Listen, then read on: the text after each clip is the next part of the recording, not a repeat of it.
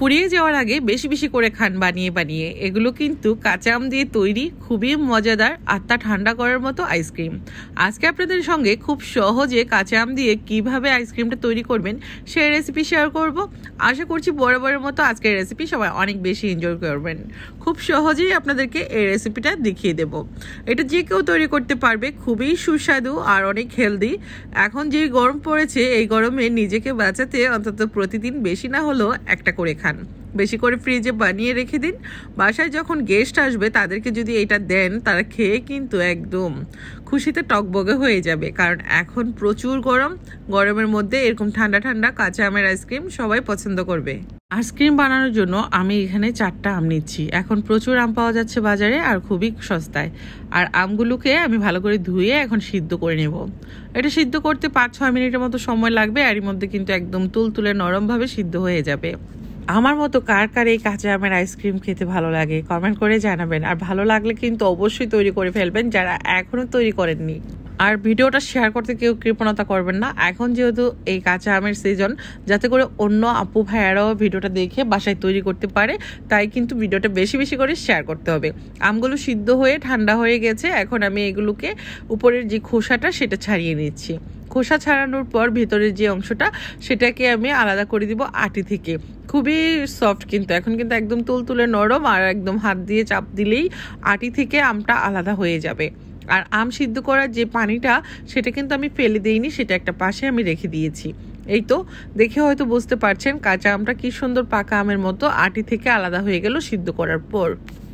আজকে ঢাকায় কিন্তু প্রচুর গরম পড়েছে। কে কোন এলাকায় আছেন, গরমটা কিভাবে এনজয় করছেন কমেন্টের মাধ্যমে জানাবেন। কারেন্ট আদৌ আছে কি না তাও জানাতে পারেন, কারণ আমাদের অবস্থাও কিন্তু খুব একটা ভালো যে তা না। তো এখন আমি যেটা করছি, এখানে ধনিয়া পাতা দিয়ে দিচ্ছি, আর বিট লবণ 1/2 টিস্পুন পরিমাণ, একটা কাঁচামরিচ, 1 কাপ পরিমাণ চিনি, আম সিদ্ধ করা যে পানিটা ছিল সেটা আমি এখানে অ্যাড করে দিলাম 1 কাপ পরিমাণ। খুব ভালো করে সব কিছু মিশিয়ে নিচ্ছি। মেশানো হয়ে গেলে একটা ব্লেন্ডার জগে দিয়ে আমি এটাকে খুব ভালো করে মিহি করে ব্লেন্ড করে নিব। হাতের কাছে ব্লেন্ডার না থাকলে আপনারা শিলপাটাও বেটে নিতে পারেন। আর এই অবস্থায় কিন্তু আমি এটা খেয়ে নিচ্ছি। আমার কাছে তো এটা ভীষণ ভালো লাগে। আর পাকা আম দিয়ে যদি আপনারা আইসক্রিমটা বানান তাহলে তো আরও বেশি ভালো লাগবে। এখন যেহেতু কাঁচা আমের সিজন, তো কাঁচা আম দিয়েও কিন্তু আপনারা এই আইসক্রিমটা তৈরি করে খেতে পারেন। একই প্রসেসে পাকা আম দিয়েও তৈরি করতে পারেন।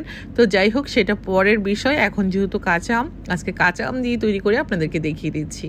আমি একটা আইসক্রিমের মোল্ড নিয়েছি আর সেখানে কাঠি দিয়ে দিচ্ছি কিছু। আপনাদের হাতের কাছে যদি এরকম মোল্ড না থাকে, আপনারা কিন্তু ছোট ছোট কাপে বা স্টিলের বাটিগুলোতেও কিন্তু সুন্দরভাবে সেট করে দিতে পারেন। তো সেই প্রসেসটা আমি দেখিয়ে দেব। এখন যেহেতু আমি আপনাদের সঙ্গে ভিডিওটা শেয়ার করছি, তাই তো একটু সুন্দর করেই শেয়ার করতে হবে, তাই না? তো আমি একটা এরকম সিলিকন মোল্ডের মধ্যে দিয়ে দিলাম।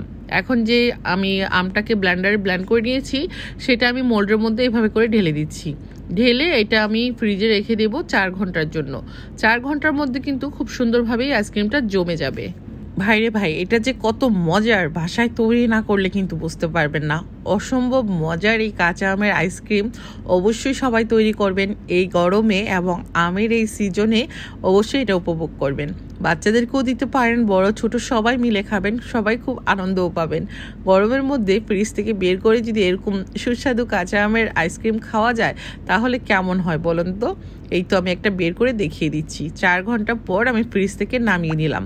নামানোর পর এই তো দেখেন কতটা সুন্দরভাবে আমার আইসক্রিমগুলো হয়ে গেছে। আমার তো দেখে খুবই ভালো লাগছে।